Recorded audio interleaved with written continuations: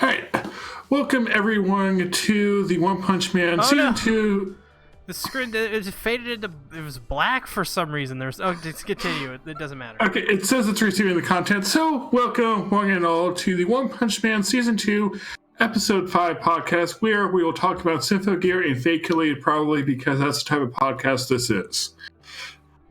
I am joined, as always, by the lovely, talented, and musically inclined C-Tactics. Say hello to everyone who's watching, which is no one. You guys know how musically inclined I am. I am the current frontman, lead guitarist, and vocalist of Megadeth. I thought you were going to say the Orange Octopus Man thing. And I don't know what you're talking about. I'm frontman of Megadeth. Okay, well, I'm glad that you could join us for this podcast of the greatest anime that I have seen in the past 12 hours. All right. Okay. So we know for the last 12 hours you haven't seen many anime. Yeah, I saw some anime last night, but that was more than 12 hours ago, so that one will not count. This kind of ties into, Kagami's here. But this kind of ties into this anime in sense of the same genre, but you can rent the Dragon Ball Z Broly movie, or I guess it's Dragon Ball Super Broly movie. And I rented it, and tonight I'm going to watch it, probably after this podcast, a little bit after that. And nice. I am really excited to do that. Yeah, that'd be fun. So, yeah, but we're not talking about these other things. We're talking about One Punch Man, which I just got caught up on last night and today. So, yeah, I thought it'd be a good show to talk about. A lot of interesting ideas, and I wonder if our opinion will be different than what the community as a whole thinks. Yeah. Also, this series is probably not going to have really long podcast episodes because, well, we struggle to get 20 minutes each week on the King of Anime podcast, which is we also cover One Punch Man on that podcast as well, and that's on my channel. But One Punch Man episode 5, Garo almost takes out Metal Bat, but is stopped by Metal Bat's sister, Kinko or Kaneko or whatever. We then Get her name. We then see the villains take over the city. The first round of the tournament starts, and Fubuki says no to Super S. And the first question I have to ask each and every one of you, especially in the chat, what the hell does the S stand for in Super S? Because I have some ideas. Super Sentai, because it's an homage to that. It could also be Spider-Man, because Super Spider-Man, and this is a superhero anime, so they want to reference all the other superhero things that are out there. It could also be Sympho Gear, because Super Sympho Gear is like it's a thing that's so obvious you don't even have to say it, so that's why they said it. Okay. You know what? I'm just going to go ahead and say it, because I think this is what everybody is thinking about when it's basically you can see it for what it is. Super S means super subscribe. Super subscribe.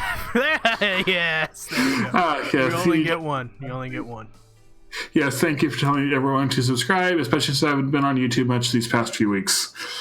Kagami says, and I quote, "The S stands for whatever you want. He." Kagami scares me sometimes. Kagami's cool.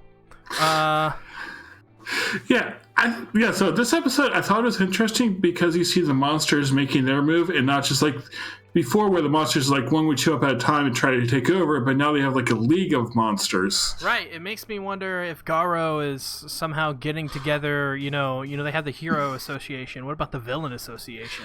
Yeah, and the one villain or the one monster gave Garo the Monster Association thing, but they were also thinking to themselves it's a trap. So I'm wondering what is actually going on here. Right. It's super interesting. Yeah. So and it does not feel like Garo and the monsters are on the same side, or at least Garo does not think they are. Or I don't know if they'll join the same sides as the season goes on, because it would make sense for Garo's character to do that, because Garo has stated multiple times how much he hates the heroes and how much he wants the villains to win. And what is the best way to get the villains to win? For him to team up with every single villain and start the Villains Association.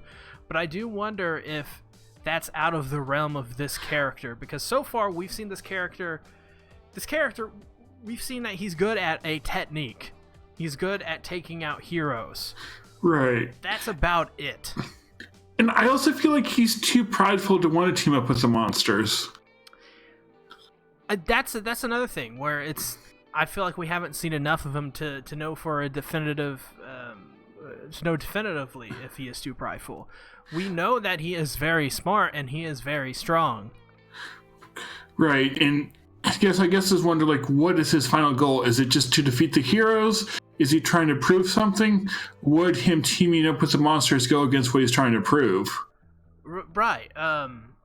Garo, we don't know his absolute end goal. We only know is that we kind of believe through the way the show is written is that he just wants the villains to win one. Right. Yeah, I thought that was an interesting motivation too. Because, like, if you watch enough anime or TV, you see, like, the heroes pretty much always end up winning. So there are times where you kind of want just something different to happen. But the big thing about this episode, the one thing everybody's talking about, everybody who's done a million better podcasts, or has talked about much better and a million better podcasts than this one. Geekdom, I don't know, the One Punch Man podcast that Satsuki is on. Check that out. And that is, there's a One Punch Man podcast. There's a lot of them. the Garo versus Metal Bat fight, which there was a lot of concern going into this. I've stated how ridiculous the outrage is. If JC Staff is going to be able to pull it off, or are they going to be able to do it? Me and you have both seen Planet With. I think we know how great JC Staff can be with the right people.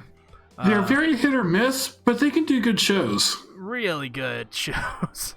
If they had, because isn't JC Staff like a very they hire people on and off every season? Yeah, they seem to like they don't have much of a consistent staff. Right, and that's why I kind of think this is one of their better works, is because it seems like they got a bunch of people to really do more than what a usual JC Staff show entails, which is not a lot of good stuff. But this fight was really good. I mean, it's not it's not as good as what Madhouse probably couldn't do it. Yeah, but at the same time, I think it's enough to tell the story that they want to tell. I think it, in terms of JC Staff, it's very, very good. It's a step below Planet With, which is, in my opinion, their best show they've ever done in terms of animation, especially audio design. And this, in terms of audio design, was right up there with Planet With. And I also actually, this might come as a surprise, but I like this season more than the first season because there's more of a story I can get invested into. Right. I think this season, as a whole, is much better than season one, just for the fact that it has not much better, but it's better, just for the fact that it has a story. And I rewatched season one with my brother a couple weeks ago, so it's interesting. Like I was watching, saying, yeah, it's cool, but it's nothing all that special. Well, here I'm legitimately enjoying pretty much everything. Season one was the setup. It's a significantly different tone than this, in my opinion. Right. Just in terms of what the end goal of each season is. The end goal of this season seems to be Garo's arrived. He's the next one to face Saitama, and you thought that Boris was powerful. Well, you just wait. Right. And I think that's really interesting because it's almost as if Garo is the protagonist of this season. In a lot of ways he is. It feels like it. That's what One Punch Man and wrestling have a lot in common. If you watch a lot of channels that cover One Punch Man, typically they are fans of wrestling, and there is a reason for this. And that is because they're using a very similar wrestling storyline. It's called The Heel.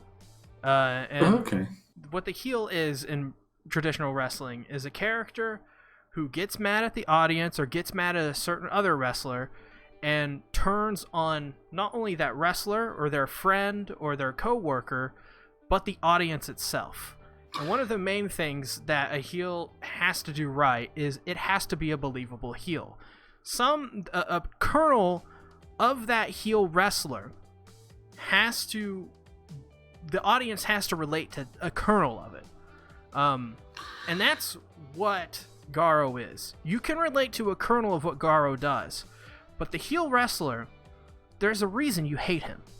There's a reason you can agree with him on some level with that little kernel, but everything else is hypocritical, and that is what Garo is. Garo is a hypocritical heel character.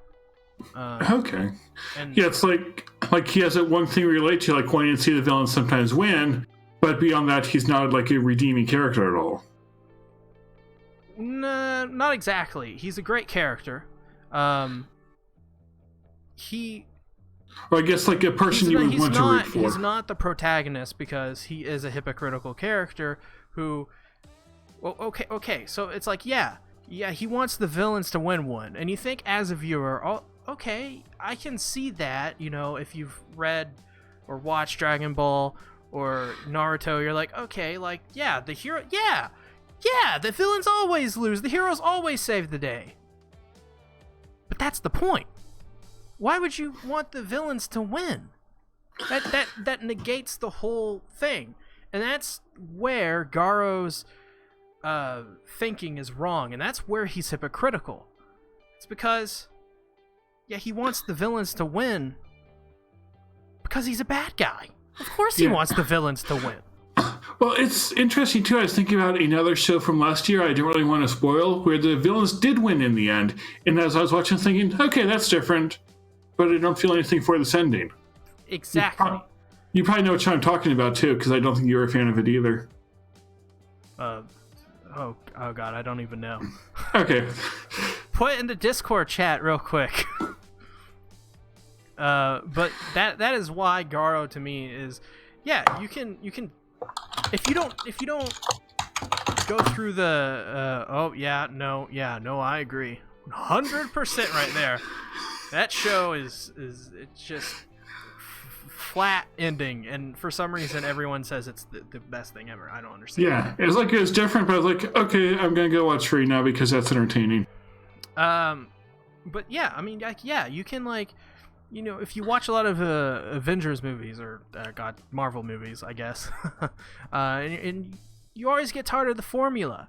The hero always wins at the end, and yeah, I guess from a viewer's perspective, it would be cool to have the villain win.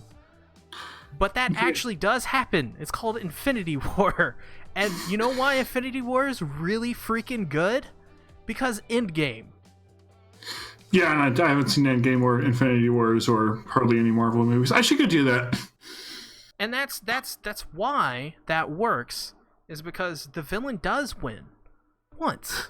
And then the villain loses, because the villain has to lose for the story to have any potential meaning. Yeah, and like the story of heroes is always about how the hero will overcome all the challenges. Right.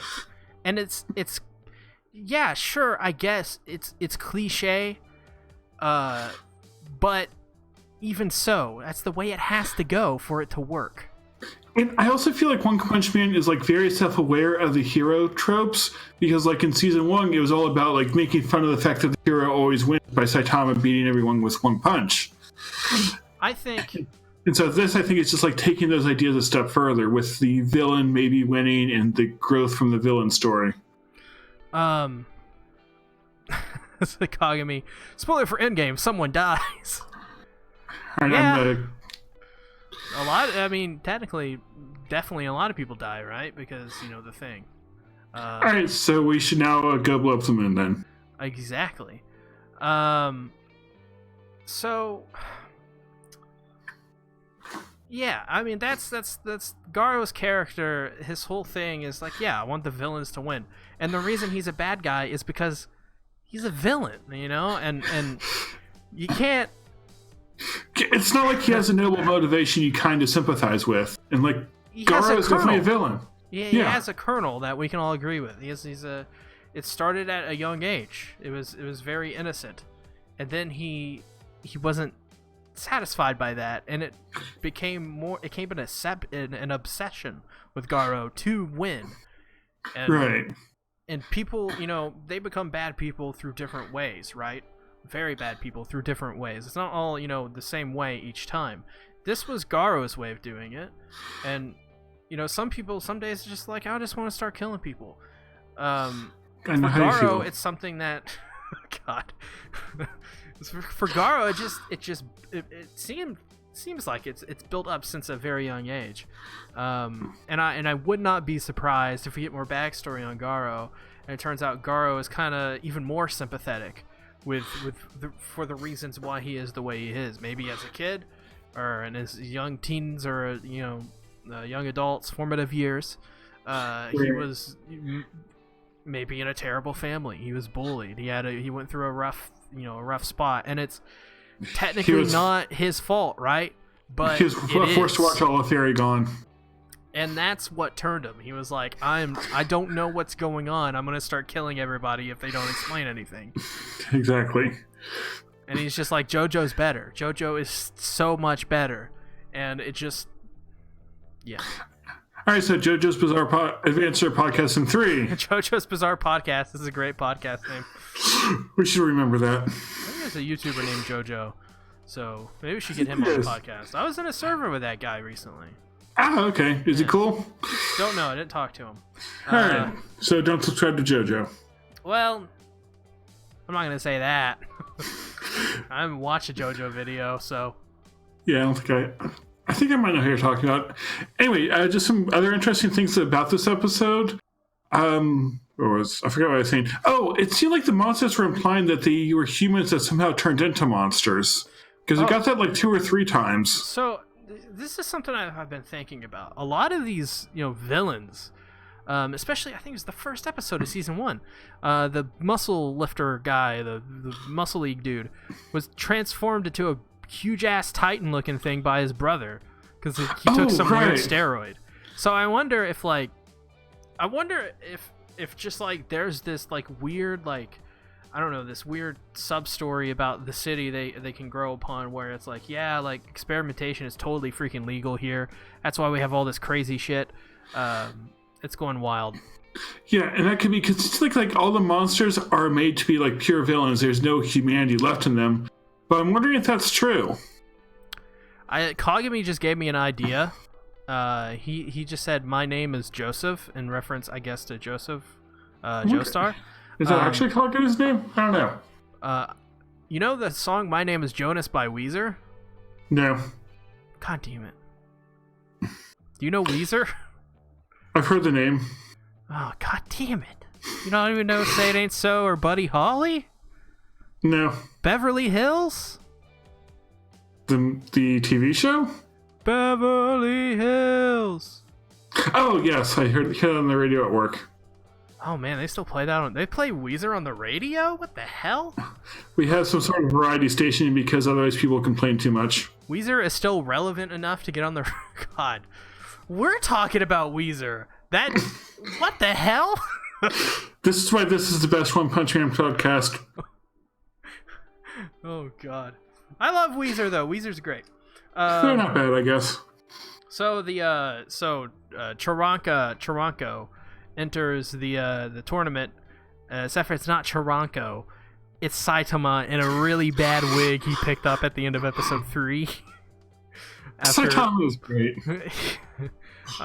So he enters and they introduce like a bunch of these heroes that will be partaking in the tournament. One of them's like, you should just quit now, Charanko.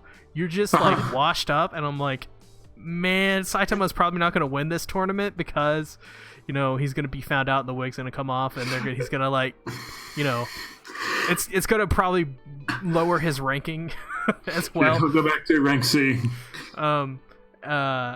But man, everyone's gonna get owned by Saitama. Oh, did you see the after credits scene? I did not this week. I usually watch it, but I didn't. Okay, it was the first round of the tournament with Saitama. Of course. Yeah, I'm guessing you can guess how that would go. One punch, I assume, or one not punch, one tap. I think it was more like deflecting their attack and that knocked the guy out. Oh, yeah, I like how Saitama's trying to like find ways to get a challenge in a fight. Thinking, martial grid force. Yeah, I don't know how much that will actually do. So there's also, I assume I assume some of these characters will be like in the show going forward in some sense, because I think the fight is going to be either taken to the tournament itself, or the fight is going to get out of hand in one of them, or it's going to be some Dragon Ball Z, Majin Vegeta arc stuff happening. Right. Yeah, and it also feels weird too, like with all the like connection between martial arts and being a hero. Just wonder what they'll do with that. I just like the guy. He's talking to Saitama, and he's like, "You don't know any lick of martial arts. Like, you don't need martial arts when you're Saitama." Exactly. But yeah, I love, one of my favorite things in anime is and especially battle shonen and stuff like that is the use of martial arts. I find the martial arts very fascinating. Yeah. It is, and I feel like a lot of like the battle shonen move away from that, and like, okay, who has the best power? Use that, as opposed to like Dragon Ball starting off as a martial arts anime. Yeah, Dragon Ball will always be interesting to me because the fights are just so good. Even the worst of Dragon Ball is still entertaining because Akira Toriyama he just knows how to make a good fight. Yeah, that's why that will always be popular. And that's why One Punch Man will always be popular, is because One Punch Man has really good fights, as evident by this Garo versus Metal Bat fight. And I assume next episode, when Fubuki takes on Super S and probably just mollywops her. Yeah, I'm wondering how strong Fubuki will be, because she's like a rank B or level B, rank 1, whatever it is. But she seems like she could get into rank A, so how strong is she really? Mm-hmm. And so far, like, we've seen the villains seem to be like rank A or S level-ish, sort of, kind of. Well, she's a little sister of Tatsumaki, so I assume she is fairly strong. And it seems like definitely the ranking of this whole show is just, or the whole Heroes Association or whatever, is very out of whack anyways, but it seems like usually near the top of each rank is all fairly consistent. And they're all, like, you can interchange them. Like, to me, it's like top of rank B could easily be top of rank A. Right. We really haven't seen the rank A guy do much. Or maybe he will later on the season. So, like, it seems like, when you become, top of rank B and you go to, like, rank A, number 348. Like, what? Okay. I guess. That isn't... So, I think Fubuki's going to be super powerful. I mean, her name is Hellish Blizzard, for Christ's sake. She has a cool name. Right. But we did learn, in episodes prior, she's fairly weak physically, so... Yeah, so it depends on how much you can rely on her physical powers. Something else I found interesting is, like, season 1, I wasn't overly impressed with all the side characters, but they introduced them so that when they show up again here, I'm like, okay, I know who you are, so I'm able to get into the story more this time. Mm-hmm. Kagami points out Fubuki is delicious looking. Kagami is a strange person. Is Kagami a cannibal? I don't think so. Is Kagami willing to digest and literally eat Fubuki? This reminds me of another anime whose name I cannot pronounce. Granted, they only ate stop signs and buildings and trains in that show. I think that happens in Blue Gender as well. So, I don't... But those are insects.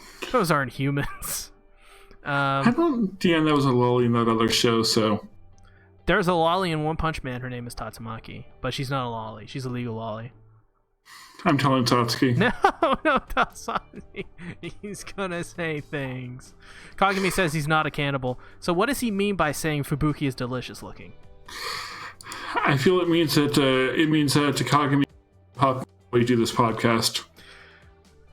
I don't know what you mean, Kagami. I'm offended though. So. Or maybe he's saying that Fubuki is not a cannibal. Well, I think that's quite obvious. So the jury is still out. Kagami is looking to be confirmed a cannibal, I think. All right, I'm telling you, Garfield. Wait, I'm not gonna question that one. Exactly. You don't need to question things. Yeah, I guess that is true. Yeah. So I guess one other note that I thought was interesting is the monsters saying that they were stronger than they thought they would be, and the humans underestimating them. So I don't quite get where they're going with that, but I think it'll be interesting when they explore that more. I think it's one of those things where they have so many strong heroes. And, they underestimate the villains because they have so many strong heroes. Yeah, it's like, well, both the heroes and the villains underestimate villains. But what's interesting about that is how can you underestimate these villains when we've seen, like, pretty consistently some really powerful villains. Villains that if Saitama wasn't there, good luck. Well, yeah, like the Sea King basically defeated more than one S-class villain without having to fight that hard. Right. They took it to, the Sea King, but Genos was just destroyed. Right, and like Genos is an S-class. There's the Angel guy who's an S-class. I think was there another S-class that he beat too? I'm not sure. There's Speedo Sonic Sword, but he's a villain, but close to an S-class in power. Speed of Sonic, basically, kind of like a middle-of-the-road character for me. He's kind of like a jokey kind of character, but, like... Yeah. I wonder if he'll do something more. I like him. I want him to come back. He got destroyed in episode 1 by Genos. And then by Saitama. Well, yeah, Saitama just used his own afterimage thing, and that was fun. I love it when he shows up because he just gets destroyed every time. It's like, I'm going to defeat you, Saitama, and then he gets humiliated. Right. Kagami says the whip girl in the end is delicious looking. Is he talking about Super S? I feel like Kagami likes eating anime girls. Phrasing. You do some phrasing there. You know what? I'll allow it. Okay. I mean, it's my podcast after all. Right. So you have to be the one who allows it. Yes, and I allow it because I said so. All right. Super S is officially delicious. Is Fubuki delicious? I mean, Kagami said so. Satsuki would say definitely yes. And when is both Satsuki and Kagami ever wrong? But here's the thing. Have you ever seen Kagami and Satsuki in one place? Yes, in our chat sometimes. Maybe they just got alt accounts. I don't know. I could see that. All right, I'm going to go forward and find out. Rising gets it. Yes.